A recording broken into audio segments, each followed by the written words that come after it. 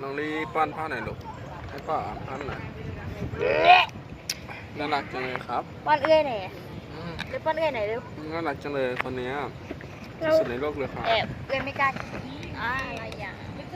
ป้อนกล้วยนะป้อนกล้วยนะ พรบ ตัก นะ ตักตั คะ กป้อนกล้วยอ้าวกล้วยพรบย่อมาจากเอาบัตเอาตบอ จริงเหรอ อันนั้นกล้วยป้อนกล้วยนะเบ้ย อร่อยอย่าไปลอยใครทิ้งนะ อืม อุ้ยร่มดีเวอร์อะ จริงจังเลยครับ เหมาะกับบรรยากาศแบบนี้ น้องกล้วย แก้เอาลูกนี้ว่าสวยดีด้วยหนู น้องกล้วยน้องกล้วยน้องกล้วยน้องแก้มไปไปให้ FC หน่อยขอบคุณครับว้าว